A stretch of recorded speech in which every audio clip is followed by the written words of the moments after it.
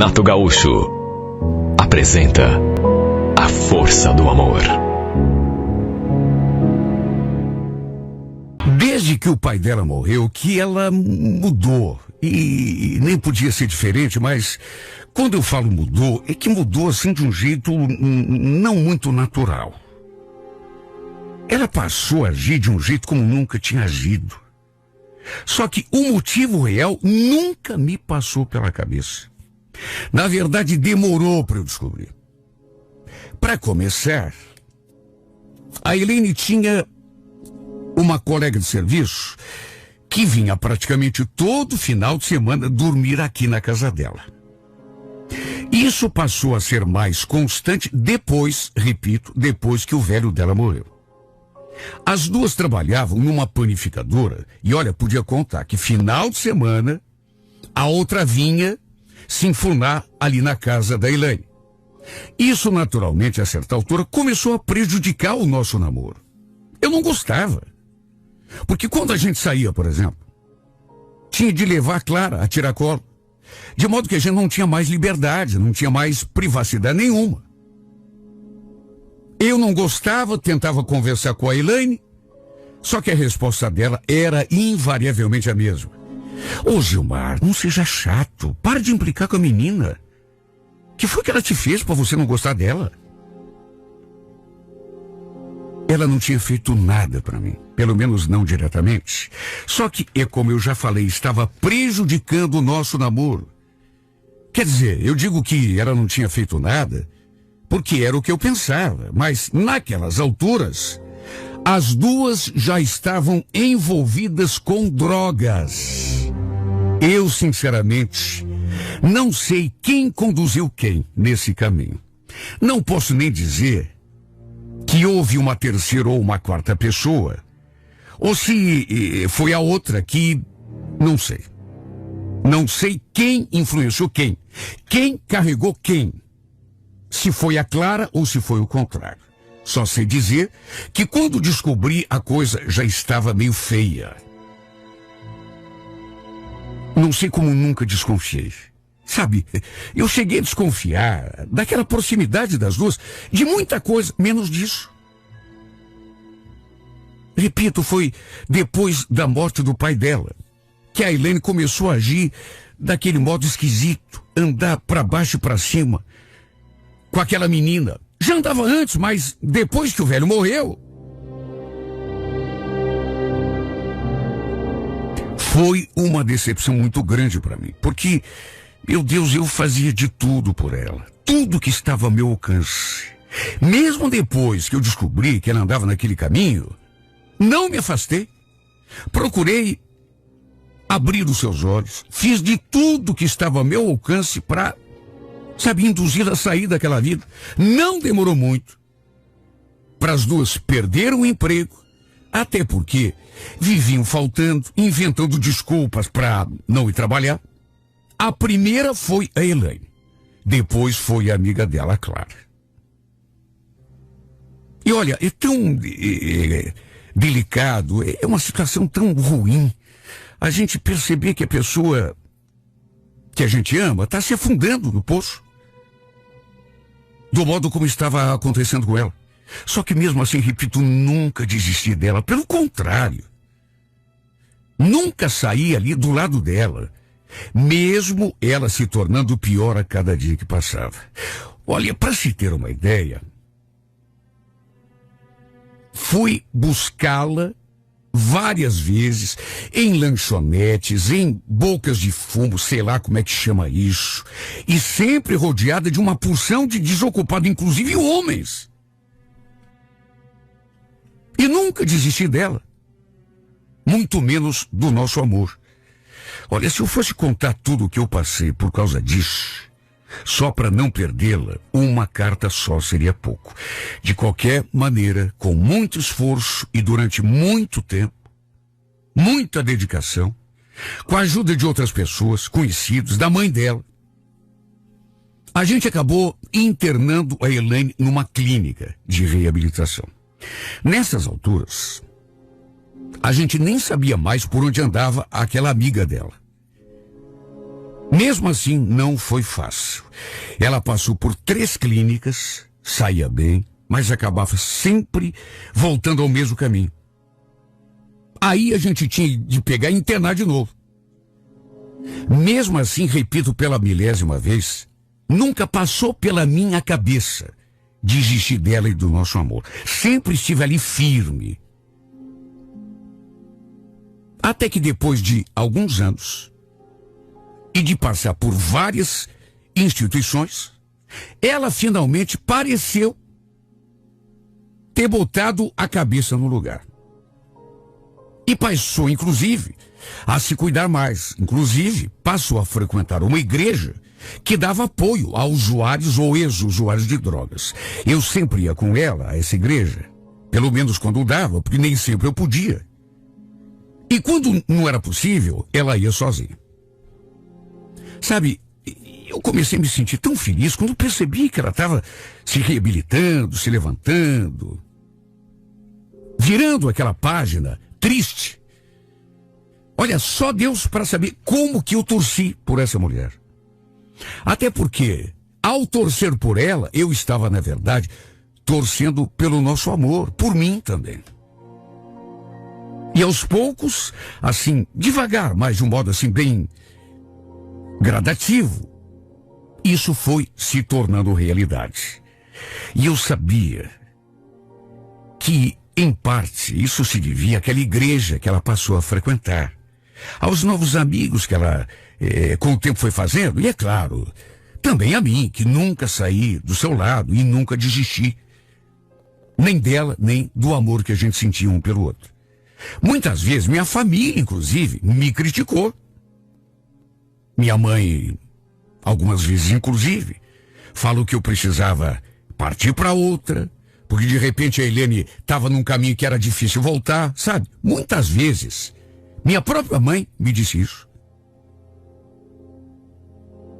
Só que, aos poucos, parecia, pelo menos, que a coisa ia de mais a mais. Quando a gente gosta de verdade, quando a gente ama de verdade a pessoa, é difícil sair.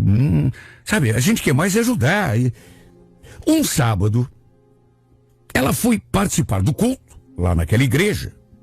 Normalmente, por conta do horário, pelo menos naquele dia da semana, não tinha como eu acompanhá-la, mas naquele dia em especial, não fui com ela, mas pedi para ser liberado mais cedo na empresa. E acabei indo também um pouquinho atrasado, mas assim a gente poderia voltar junto. E eu a deixaria em casa. Quando cheguei, a igreja já estava lotada. Fiquei ali no fundo, procurando por ela, mas não consegui encontrá-la. Não queria atrapalhar ninguém, nem atrapalhar o culto. Fiquei ali, de olho, até que no fim do culto, continuei ali, prestando atenção nas pessoas que iam saindo, até que a vi se encaminhando assim, pelo corredor, no rumo da saída. Notei que ele estava conversando com o rapaz, os dois assim caminhando lado a lado. Aliás, em vez de sair pela porta, pelas tantas eles pararam assim no meio do caminho e continuaram conversando. Sabe, não sei explicar, mas eu tive um sobressalto naquela hora. Porque não era nem pelo fato de ela estar conversando com aquele rapaz que eu, até aquele momento, nem sabia quem era, mas pela atmosfera daquela conversa. Sabe, os dois assim, um de frente pro outro, conversando e rindo. E vez ou outra ele colocava assim a mão no ombro da Ilane, ou então tocava o seu braço e ela sempre sorrindo. Pareciam até que tinham bastante intimidade. Sabe, me bateu assim um ciúme naquela hora. Principalmente porque os dois ficaram ali conversando por mais de 2 ou 3 minutos. Enquanto isso, fiquei ali na porta, esperando, de olho no que estava acontecendo. No impulso, dei um passo e fui na direção deles. E no que me aproximei, assim que me viu, notei que ela ficou meio sem jeito.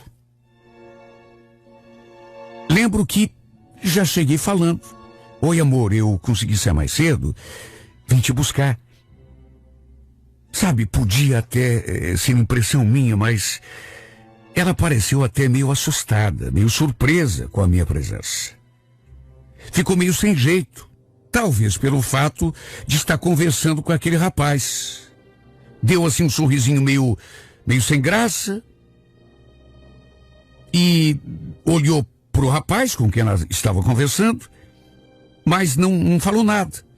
Eu então me virei assim pro moço e falei: tudo bem, eu sou Gilmar, namorado da Elaine. Você é quem?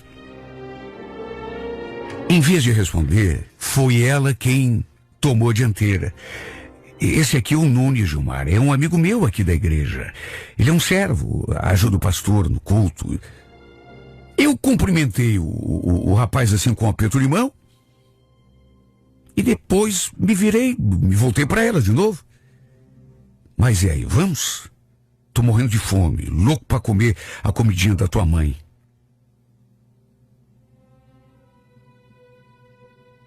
Depois daquilo a gente foi embora. Mas eu notei assim, sabe, uma coisa estranha no ar. No jeito dela, primeiro a surpresa e depois, mesmo no caminho, só eu e ela. Eu percebi mais do que aquela surpresa do começo, mais uma certa... Às vezes a gente pensa que é uma coisa e não é. Dá a impressão de ser, mas não é. Só que, não sei, mas eu percebi uma certa atmosfera assim de insatisfação. Ela ficou meio incomodada. Eu percebi isso. Repito, normalmente eu só ia com ela na igreja no domingo, que era quando eu tinha o dia todo livre. Na volta ela ficou em silêncio o tempo todo. De qualquer modo, sabe, tirei aquilo da cabeça, tentando me tranquilizar, até porque depois de tudo que ela tinha passado, tudo que tínhamos enfrentado juntos, por causa daquele vício de droga, aquilo não era nada. O problema foi que, com o passar dos dias, essa menina foi se tornando mais esquisita, mais arredia em relação a mim. Olha, a uma certa altura, cheguei a pensar até nisso eu pensei, que ela tivesse voltado a usar alguma coisa. Sei lá. A gente nunca sabe. Tem tanta história aí de pessoa que parece estar curada, depois volta. Mas ela jurava que não, porque um dia eu cheguei, inclusive, a colocá-la meio contra a parede. Mas ela falou que não tinha nada a ver. Sabe, isso chegou a me deixar um pouco mais tranquilo. Só que, por outro lado, é como eu já disse, a cada dia que passava, ela parecia mais diferente, mais mudada, mais quieta. Até que um dia, mais uma vez eu resolvi aparecer na igreja de surpresa. Porque, sabe, não adiantava eu tentar me iludir de que, sabe, eu tava com aquela cisma. Tava. Se ela tivesse voltado a se comportar com naturalidade, como sempre foi, talvez eu até tivesse tirado aquele episódio da cabeça, mas não. A cada dia que passava, ela estava diferente. Então, você não quer pensar. Você tem medo de pensar. Só que chega uma hora que aquilo é mais forte. A pessoa não muda, não muda, não muda. Dessa vez, inclusive, o culto já tinha acabado. E mais uma vez, para minha tristeza, para minha preocupação, ele estava conversando com o mesmo rapaz, o tal do Nunes. O detalhe é que eles não estavam na igreja. Quando cheguei, já tinha terminado o culto, de modo que estavam indo para o ponto. Ao passar assim, sabe, por uma barraquinha de cachorro-quente, dei de cara com os dois fazendo um lanchinho. Olha, até aí tudo bem. Só que mais uma vez eu não gostei, foi daquele clima, porque você percebe, olha, se você tiver um pouquinho de sensibilidade, você pode olhar para as duas pessoas, comendo cachorro quente que seja, e perceber se ali tem coisa ou se não tem. E, meu Deus do céu, eu não queria admitir, mas tinha. Você percebe como um olha pro outro, como um sorri pro outro. Você percebe a proximidade. Você percebe aquele toquezinho assim no braço. Ah, não tem nada a ver. Tem! É claro que tem!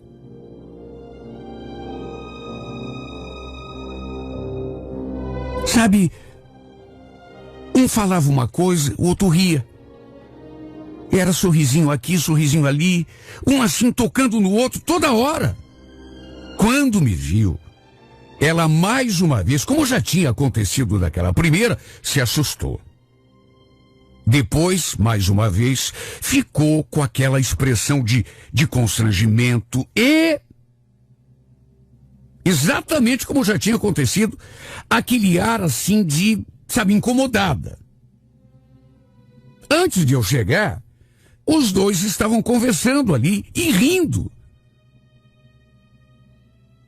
Sabe, uma intimidade que, sabe, não tinha nem razão de ser. Agora, quando me viram, os dois pararam de conversar e fecharam a cara. Eu não sou o cara mais inteligente do mundo, mas para otário eu não sirvo. Notei que ela mudou. E nesse dia, durante o caminho de volta, eu achei que já era hora da gente conversar de uma maneira assim definitiva, porque perguntei se aquele cara era o único amigo que ela tinha ali na igreja, porque sempre quando eu chegava lá, os dois estavam de conversa. E quando eu chegava, ficava todo mundo em silêncio. Ela não respondeu quando eu perguntei. Sabe, desse dia, até termos uma segunda conversa, até porque aquela primeira, ela não aceitou, porque ficou quieta, eu falei e ela ficou... Mas até termos uma segunda conversa, dessa vez séria e definitiva, olha, não foi mais do que 10 ou 12 dias, se tanto. Sim, porque eu fiquei muito intrigado e passei a ir aos cultos nos dias e horários que eu não costumava ir. E quase sempre a mesma cena. Ela de conversinha com aquele Nunes. No fim, aquilo que eu temia que acontecesse, aconteceu, até porque eu já estava me sentindo tão inseguro.